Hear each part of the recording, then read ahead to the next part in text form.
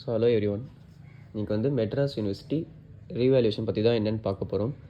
ரீவேல்யூஷன்றது நீங்கள் ஏதாச்சும் ஒரு சப்ஜெக்டில் ஃபெயில் ஆகிருந்தீங்களோ, ஸோ அதை வந்து எவாலுவேட் பண்ணுறதுக்காக தான் வந்து நம்ம அப்ளை பண்ணுறது.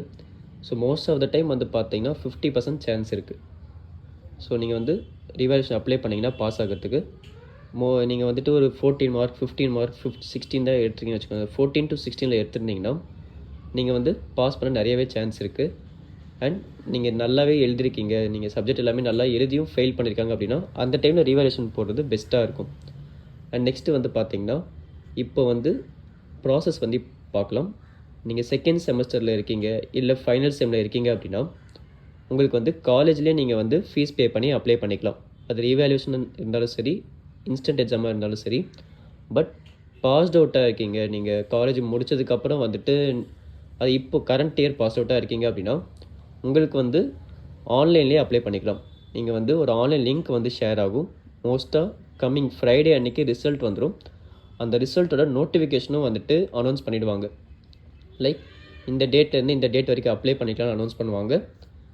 நீங்கள் என்ன பண்ணணும் அப்படின்னா அந்த ரிவேல்யூஷன் லிங்க்கில் வந்து அப்ளை பண்ணி ஃபீஸ் பே பண்ண சொல்லுவாங்க. ஃபீஸ் வந்து பார்த்தீங்கன்னா 1000 rupees கேட்பாங்க. 1000 rupees பே பண்ணிவிட்டு ஃபஸ்ட்டு பேமெண்ட் லிங்க் ஒன்று இருக்கும். இன்னொன்று வந்து பார்த்தீங்கன்னா உங்கள் ரோல் நம்பர் போட்டு அதுக்கு அப்ளை பண்ணுற என்னென்ன சப்ஜெக்ட்ஸ் அப்ளை பண்ணிங்கன்னு சொல்லி நீங்கள் மென்ஷன் பண்ணுற மாதிரி இருக்கும்.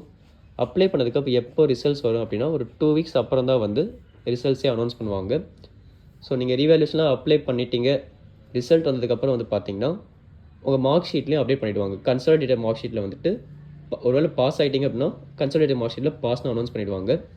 இல்லை அப்படின்னா நீங்கள் இதுக்கப்புறம் டிசம்பரில் தான் எக்ஸாமே எழுதுகிற மாதிரி இருக்கும்.